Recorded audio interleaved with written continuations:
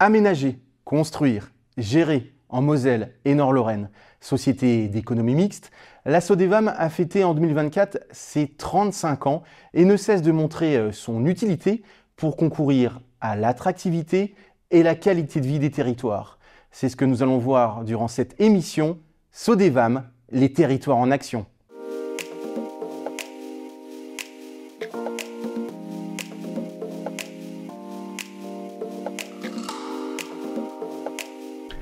Bonjour à tous, ravi de vous retrouver pour cette nouvelle émission.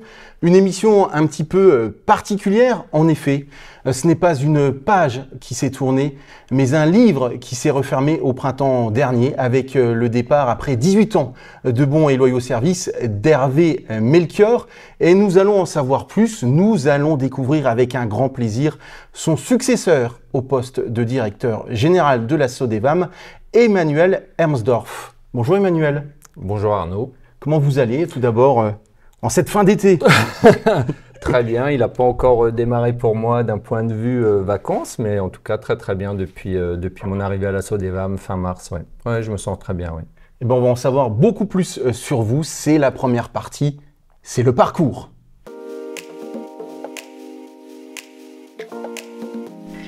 Alors Emmanuel, vous êtes ingénieur de formation, vous avez travaillé durant 8 ans dans une société d'économie mixte d'aménagement et de construction à Strasbourg, de 1999 à 2006, avant de rejoindre la société immobilière Nexity jusqu'en 2010. Vous poursuivez ensuite votre carrière à la Sarest, une filiale d'aménagement du Crédit Mutuel, aujourd'hui plus connue sous le nom de Crédit Mutuel Aménagement. Et avant de rejoindre la Sodevam, comme vous l'avez dit, en mai dernier, vous avez travaillé pour le compte du groupe Action Logement pour la filiale Claisance. Tout d'abord, est-ce que tout est bon? Tout est juste, oui, absolument. Bon. Vous êtes très bien renseigné. Parfait. Au regard de votre parcours, on ne va pas dire votre âge, vous n'êtes pas loin d'un des départements de la Lorraine, je crois. Absolument. Que représente cette nomination comme directeur général de la Sodevam à cet instant T dans votre carrière? Donc c'est vrai que j'ai intégré la Sodevam au mois de mars en qualité de directeur exécutif. J'ai été pendant le mois d'avril en doublon avec Hervé Melchior et donc j'ai repris la fonction de direction générale début mai. Pour moi, c'est une étape importante d'intégrer, je dirais, une société d'économie mixte comme la Sodevam. C'est un peu un retour à mes premières amours. Comme vous l'aviez dit, j'ai démarré ma carrière professionnelle à la SER. C'était une société d'aménagement et d'équipement de la région de Strasbourg où je faisais déjà des opérations d'aménagement. Je commençais à faire des opérations de construction et d'avoir l'opportunité de pouvoir intégrer une structure comme la Sodevam, pour moi, ça a été très important. Je reviendrai juste sur la pandémie parce qu'en fait, ça a été une époque où je me suis interrogé sur mon parcours professionnel. Et je pense que la pandémie a été une période qui a totalement reconfiguré l'environnement professionnel. Il y a vraiment eu un avant et un après. Et de pouvoir intégrer une structure comme la Sodevam, pour moi, c'est devenu presque une évidence, c'est devenu naturel. Donc j'en suis très heureux aujourd'hui.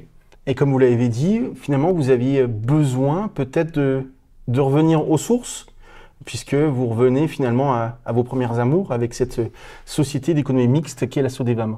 Tout à fait, oui.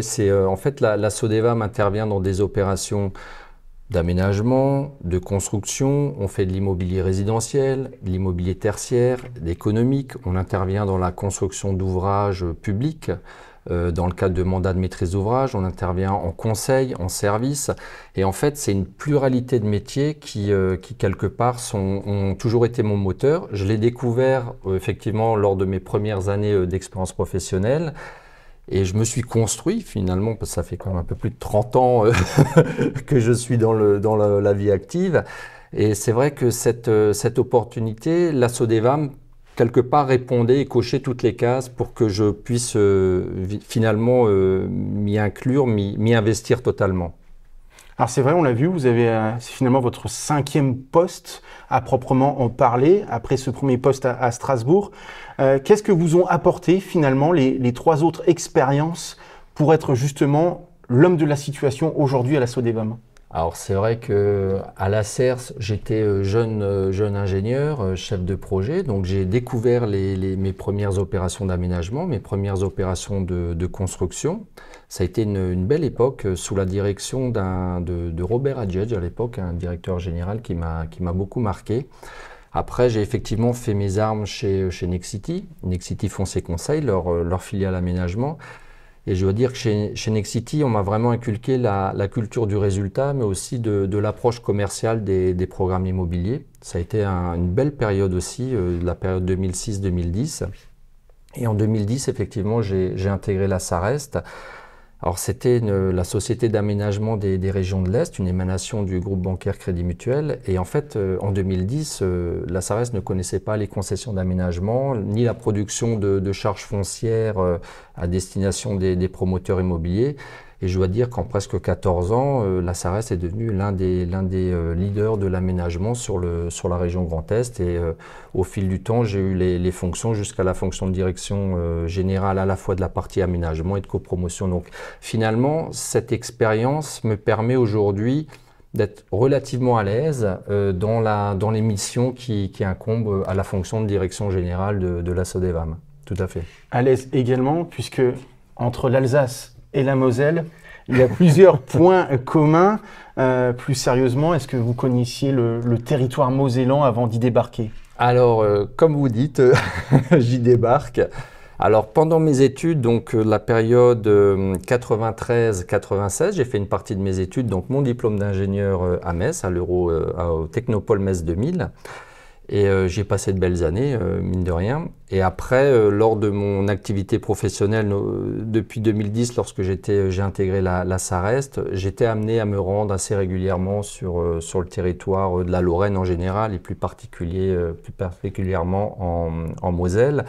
Alors, c'est pas un territoire que je connais très très bien, mais en tout cas, c'est un territoire qui me dépayse pas par rapport à l'Alsace, hein.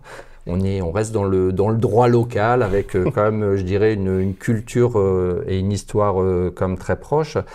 J'ai pas une lecture très fine encore de ce territoire, mais c'est vrai que je suis assez frappé par le poids du Luxembourg sur notamment le nord mosellan par rapport et le contraste qu'il y a par rapport au reste de la Moselle.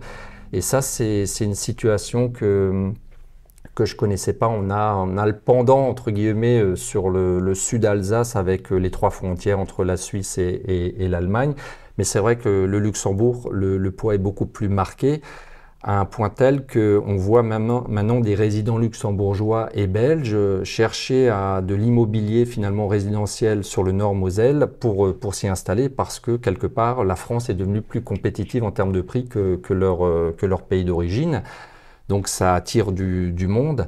Et lorsqu'on voit, j'étais frappé par ça, certains indicateurs économiques, macroéconomiques, où on dit bon bah la Lorraine perd de la population peut-être, mais en fait pas dans le nord mosellan. Là c'est l'inverse, où le nord mosellan gagne de la population. Donc c'est dire le poids de ce pays finalement, l'un des plus riches de la planète. Pour un département comme la Moselle. Et aussi, je rencontre des chefs d'entreprise qui me disent toute la difficulté qu'ils ont à trouver des collaborateurs, à pérenniser leur emploi, compte tenu des écarts salariaux qui sont énormes en fait entre la France et ce qui se pratique au Luxembourg. Donc vous voyez, là, la SODEVAM a aussi un rôle à jouer, puisqu'il y a des enjeux majeurs en termes de mobilité, transport et d'aménagement du territoire. Donc c'est vrai que c'est un territoire riche par sa diversité, mais aussi qui présente un potentiel énorme pour nous. Alors Emmanuel, vous apprenez encore à connaître le territoire. Nous, on va encore mieux vous apprendre, vous connaître plutôt avec la deuxième partie de cette émission, votre arrivée à la tête de la SODEVAM.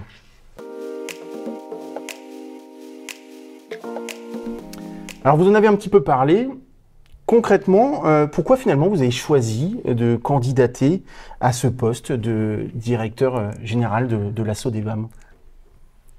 J'y ai vu en tant que j'étais directeur général adjoint lorsque j'ai vu l'annonce dans le groupe Action Logement chez Claisance, et j'ai vu une belle opportunité pour retrouver mes premières amours de première vie professionnelle.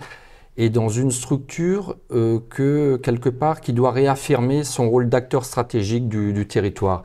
Et voilà, pour moi, c'était naturel de proposer ma candidature pour ce poste. Alors c'est Armel Chaban, hein, le président de la Société d'économie mixte de la SODEVAM qui vous a choisi. Finalement, quelle est la feuille de route qu'il vous a donnée? Oui. Je pense qu'elle est importante, la feuille de route donnée par Armel Chaban. Alors c'est vrai que j'ai la chance de travailler aux côtés d'un président, Armel Chaban, qui à la fois conjugue l'énergie de la jeunesse et une vision stratégique que finalement vous donne l'expérience. Et pour moi, ça rencontre, puisque finalement j'ai rencontré Armel Chaban dans le processus de recrutement au mois de décembre l'année dernière, en décembre 2024. Et aujourd'hui, c'est vrai que je suis quand même très fier de travailler à ses côtés parce que je pense qu'on constitue un tandem solide président-directeur général. Alors c'est vrai que la feuille de route, elle est claire. Je dirais le nouveau cap 2025 est amorcé et il s'agit d'insuffler une nouvelle dynamique opérationnelle. Il faut que la SODEVAM redevienne le partenaire privilégié et je dirais il faut tisser une relation de confiance avec les collectivités locales, les collectivités mosellanes, ne pas intervenir que sur le nord mosellan, mais on est bien une société d'économie mixte du territoire mosellan avec toute sa variété, toute sa richesse, et adapter aussi nos offres sur des villes moyennes, des territoires plus ruraux.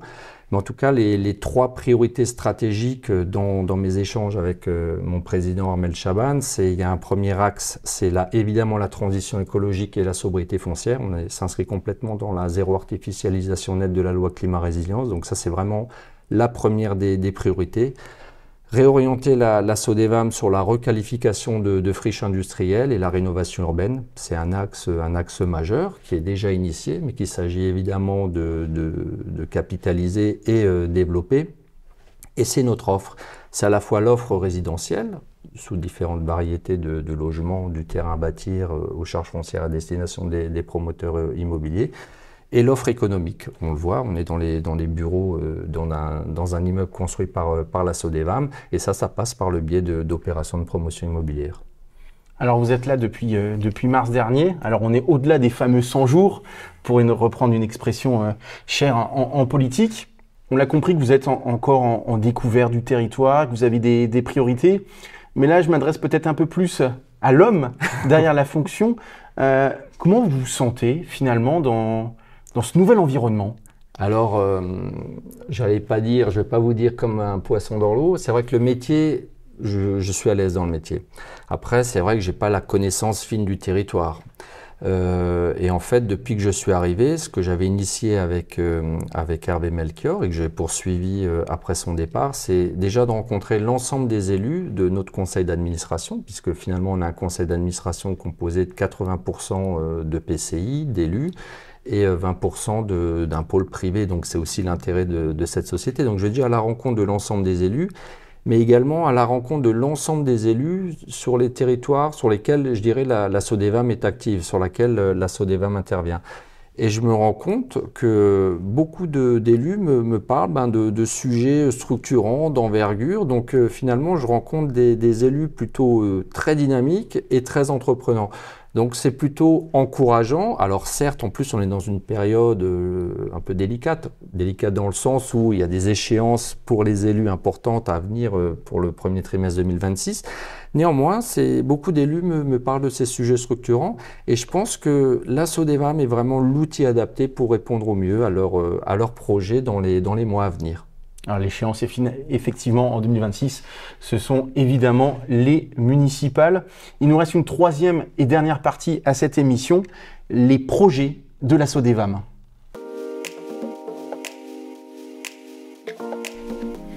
Alors c'est vrai qu'on a évoqué déjà pas mal de choses, mais vous vivez finalement votre première rentrée en tant que directeur général de la SODEVAM. Si vous aviez un ou deux dossiers prioritaires à nous révéler, ça serait lesquels finalement ?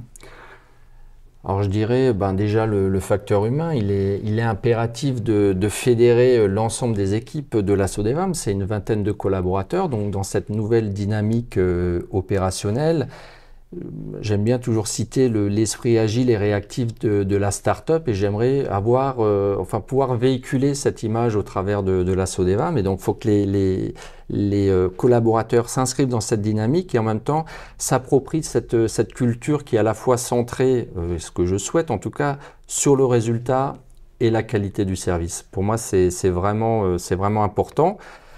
Dans ma feuille de route, j'ai également fait une revue détaillée du volant d'activité de la Sodevam. Il y a quand même 74 programmes qui sont en cours. Il y a 2/3 d'opérations d'aménagement en ZAC, en lotissement, des opérations de construction, des opérations de gestion. Et certaines de ces opérations sont dans des situations financières délicates où c'est là, il faut avoir vraiment une lecture fine et rigoureuse de chaque dossier. Mais en tout cas, voilà, je dirais mes premiers pas, c'est fédérer les équipes, s'assurer de pouvoir optimiser les opérations en cours et puis s'inscrire dans des nouveaux programmes qui puissent répondre aux attentes de nos collectivités locales. Alors on a la chance depuis le début de l'année, à travers les 8 premières émissions, de voir tout ce que fait la Sodevam, qui est vraiment engagée aux côtés des collectivités pour accompagner les dynamiques territoriales à travers des projets d'aménagement, de reconversion, de réhabilitation, de construction. Mais finalement, est-ce que les 2 principaux mots d'ordre ne sont-ils pas écoute et adaptabilité? Tout à fait, ouais, l'écoute et l'adaptabilité. Pas si facile à dire d'ailleurs. Vous avez raison. En fait, la Sodevam doit vraiment retrouver son rôle d'opérateur local et affirmer cette position stratégique d'acteur local du territoire mosellan. C'est vraiment le message que je passe à tous les élus que je rencontre et être à leur écoute, leurs attentes, s'inscrire dans leur stratégie de développement.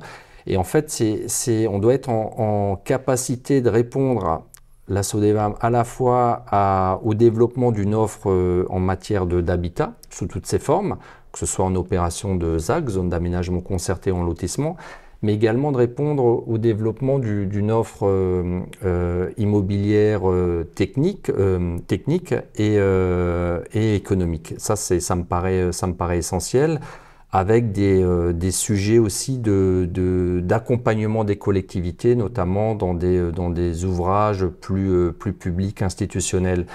Et je pense que la Sodevam est vraiment l'outil adapté pour ces missions. Alors j'en ai parlé il y a quelques secondes, projet d'aménagement, de reconversion, de réhabilitation, de construction.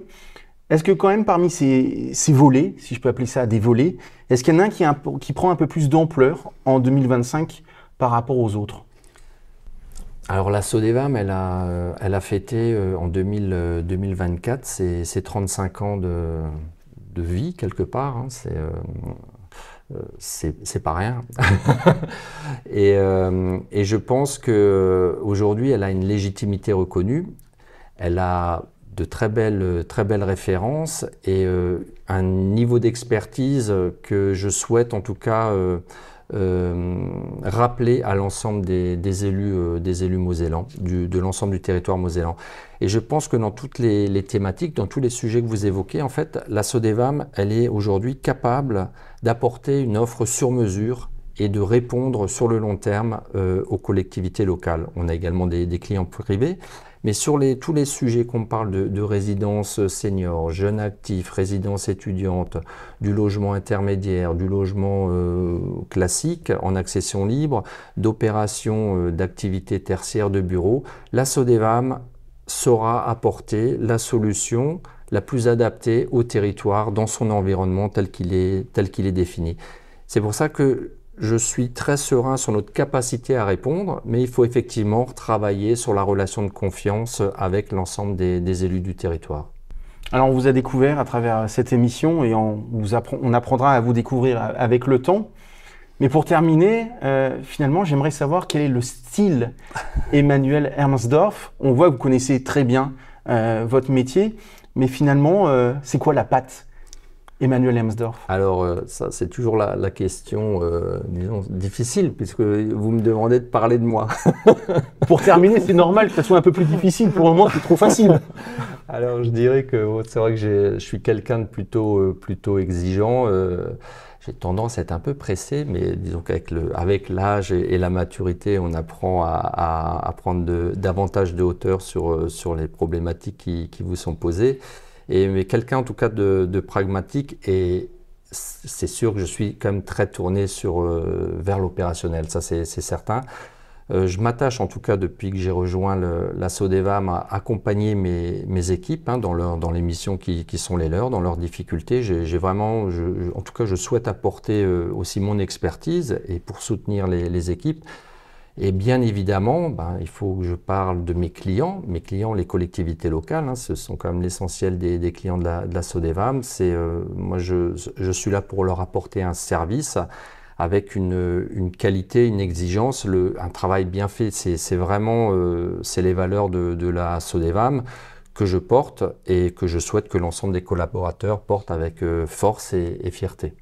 Merci beaucoup. Merci à vous d'être venu sur ce plateau. Nous, on se retrouve très rapidement pour une nouvelle émission Sodevam, les territoires en action, en collaboration avec le groupe La Semaine. Bye bye.